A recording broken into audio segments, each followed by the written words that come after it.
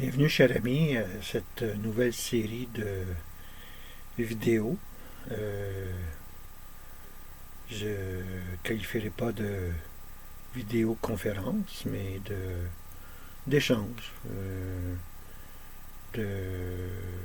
à propos, cette fois-ci, euh, d'un ouvrage qui est paru relativement récemment. Il s'agit de l'immoralité de la croyance religieuse, où on a en même temps côte à côte deux textes fort importants touchant l'éthique de la croyance de William Clifford et qui est suivi ensuite de la volonté de croire de William James, The Will to Believe. Deux textes d'auteurs anglophones de premier ordre qui malheureusement n'ont pas été traduits en français avant l'apparition de cet ouvrage. L'immoralité de la croyance religieuse.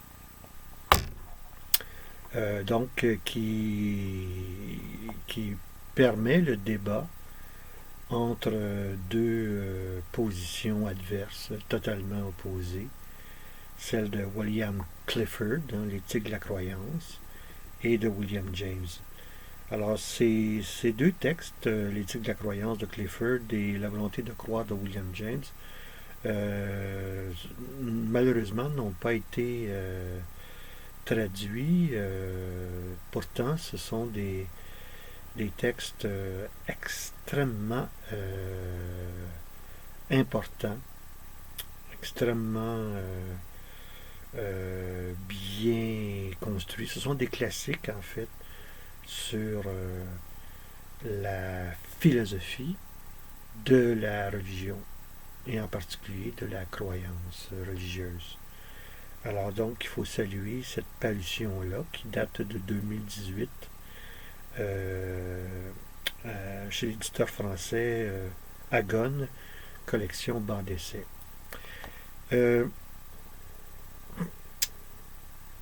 Comme je le disais tantôt, donc, le texte de Clifford est un texte capital, central, sur la question de la croyance religieuse. Et je me permets de consacrer, de dédier ces échanges vidéo à mon collègue, mon ex-collègue, philosophe au collège de Saint-Jérôme, François Doyon, avec qui, depuis un certain nombre d'années, je débat contre lui ou opposé à lui sur sa compréhension de la croyance religieuse. François Doyon est un athée déclaré, et pour lui, la croyance religieuse est une sorte d'aberration, d'abomination qui fait honte à la pensée critique, à la pensée rationnelle, qui est à court depuis le siècle des Lumières. Donc, je croise régulièrement le fer avec François Doyon, et je pense que l'occasion est belle, avec ces deux textes-là, d'approfondir, je l'espère du moins, d'approfondir nos différends sur la question et d'y voir un peu plus clair sur cette notion centrale de la religion, dont la croyance, les croyances religieuses sont évidemment au cœur de la religion. Je voudrais juste, avant de poursuivre, faire une mise au point. Moi, je suis croyant. J'ai toujours été croyant depuis tout jeune. J'ai jamais comme tel renié ma foi religieuse. J'ai eu beaucoup de difficultés à entamer, à poursuivre des études de philosophie au cégep où j'allais comme ailleurs, dans tous les autres cégeps dans les années 70, après la Révolution tranquille, où les cégeps se sont constitués en fait par opposition à l'enseignement de la philosophie thomiste, qui est issue, elle, de la philosophie aristotélicienne. Alors donc quand je suis arrivé au cégep, on m'a comment dire, on m'a fortement suggéré de mettre de côté mes croyances religieuses, parce que c'est vraiment un obstacle. C'est, selon mes maîtres, certains de mes maîtres, c'était un obstacle majeur à l'étude de la philosophie. Alors, j'ai donc mis d'une certaine manière, entre parenthèses, ma foi pour faire le peu de philosophie que nous faisions à l'époque, c'est-à-dire essentiellement la philosophie marxiste, qui, comme vous le savez, est fondamentalement athée. Ce sur quoi je veux donc faire une mise au point au départ, c'est sur la notion même de croyance. Pour moi, la croyance religieuse est secondaire dans la religion chrétienne, celle que je pratique depuis des années.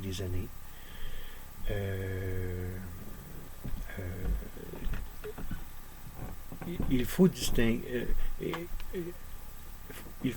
distinguer, pour moi en tant que croyant, si je dois m'appeler ainsi, mot que j'exècre. J'exècre le mot croyant. Tout comme d'ailleurs François Doyon exècre le mot athée, l'athéisme. Il a ses raisons, mais pour moi, je ne suis pas qu'un croyant. Je suis d'abord et avant tout un témoin de la présence de Dieu par son Fils Jésus-Christ dans nos vies. C'est-à-dire que, en somme, je distingue la croyance de la foi. Et c'est une triste affaire que de confondre les deux. D'ailleurs, dans le concept de croyance, du croire, il faut distinguer le croire que du croire en. Moi, lorsque je récite mon credo, le credo, je dis au tout début du credo, je crois en Dieu. Et non pas, je crois que Dieu, etc. Vous saisissez la nuance, j'espère. Donc, croire que est susceptible d'être vrai ou faux. C'est-à-dire que cette croyance que, je ne sais pas moi, que la pandémie actuelle va se résorber d'ici septembre avec le vaccin, etc. Hein? Ça, c'est une hypothèse. C'est une hypothèse qui a ses probabilités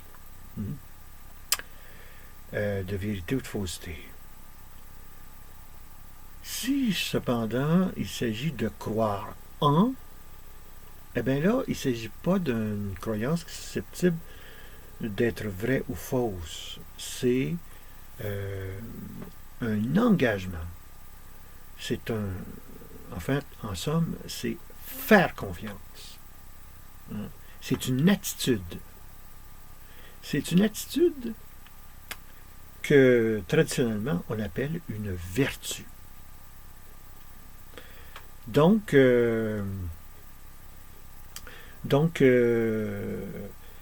si vous croyez en la démocratie, eh bien vous engagez à tout faire pour faire en sorte que ce régime politique s'exerce de la meilleure façon qu'il doit l'être. Hein? Si vous croyez en la souveraineté du Québec, hein, comme les souverainistes du Parti québécois le considèrent, eh bien, vous avez là non pas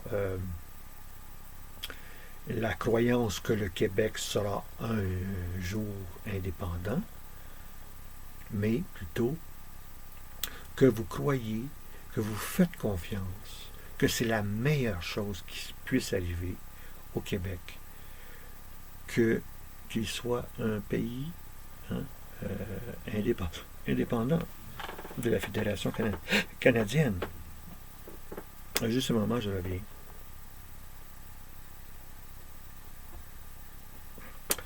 Alors donc, lorsque on dit que en tant que religieux, je suis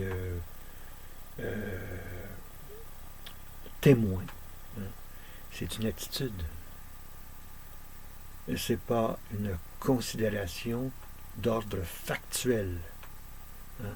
Certes, je crois que Dieu est présent dans nos vies. Hein. Ça, c'est le croire que. C'est proprement la croyance. Mais cette croyance-là implique une croyance de base qui est celle du croire en Dieu présent dans son Fils Jésus-Christ. Donc, réduire la foi, parce que croire en, pour moi, c'est exactement ce qu'il faut tenir comme étant la foi. Donc, avoir la foi, c'est un engagement, c'est faire confiance, c'est une attitude qui est ni vraie ni fausse, qui est une vertu, une disposition, comme le définit Aristote dans son Éthique à Nicomaque, lorsqu'il parle de la vertu. C'est une disposition à agir, et en particulier à faire confiance. Hein? Comme le courage. Le courage est une vertu qui est la disposition à faire confiance, à se faire confiance pour affronter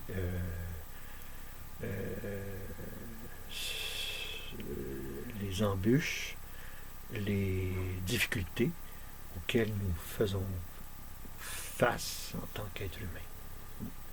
Donc c'est ça que je voudrais que ça soit très clair, hein, de distinguer la croyance, le croire que, de la foi, le croire en.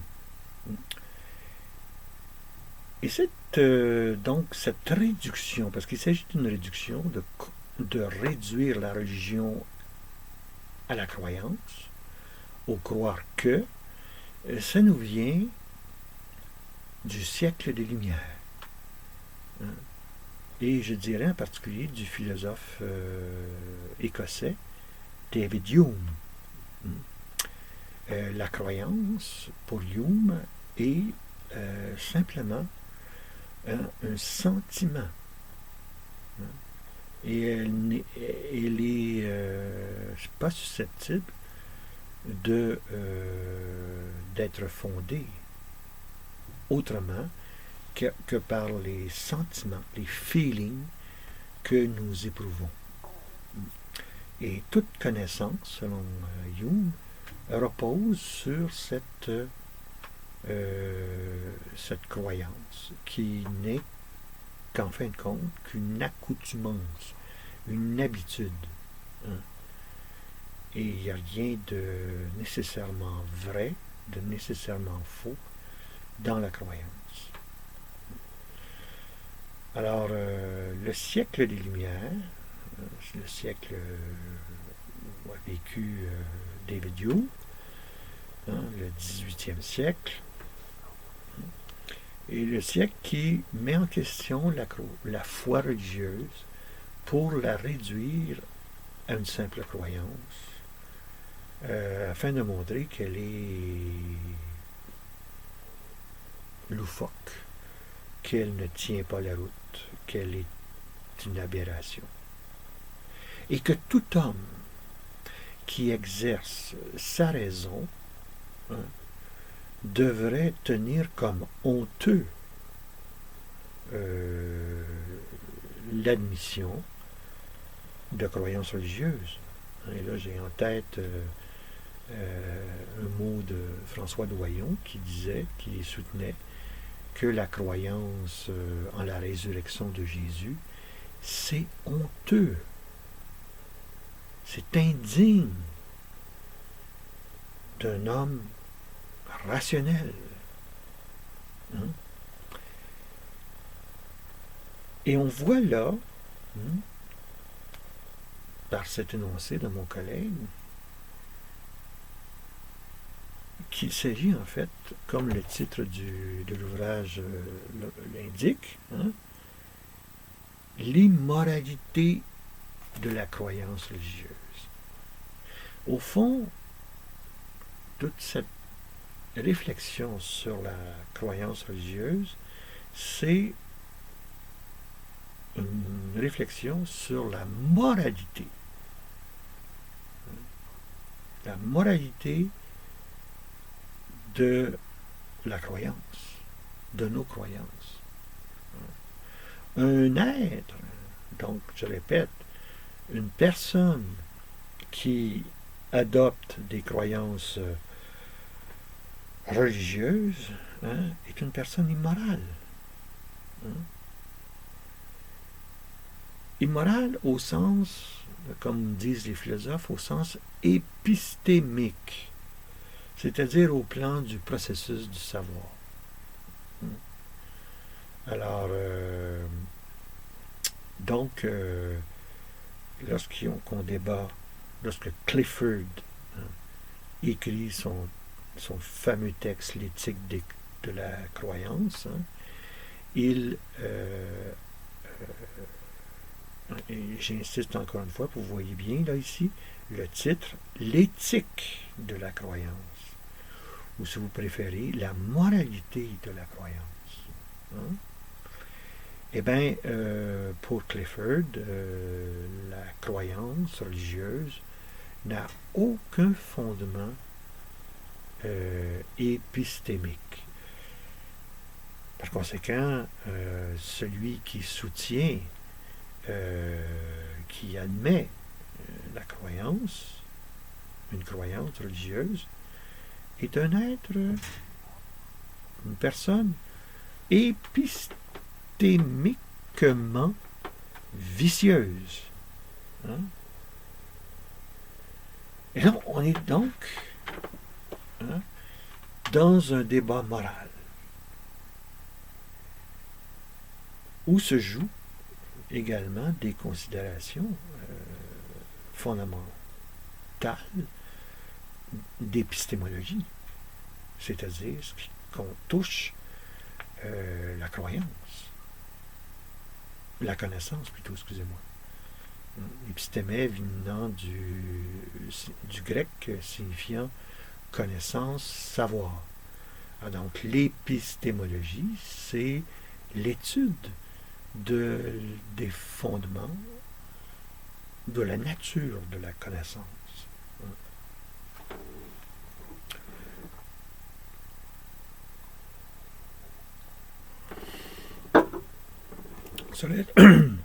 Cela et nous reviendrons sur tout ça au cours de nos entretiens.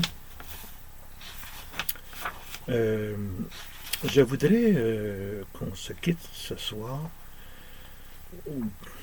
sur le tout début du texte de Clifford, le premier chapitre, le devoir d'enquêter. Et là, il commence par relater une situation qui est chargée, qui met en fait la table pour ce qu'il va ensuite énoncer. Alors, je vous lis le premier paragraphe de cette histoire-là qui est évoquée au tout début du premier chapitre. Un armateur était sur le point de laisser partir un bateau d'immigrants. Le texte est écrit, c'est une conférence qui a été prononcée à Londres, si je ne m'abuse, en 1876. Alors, nous savons, nous sommes très sensibles, nous avons vécu de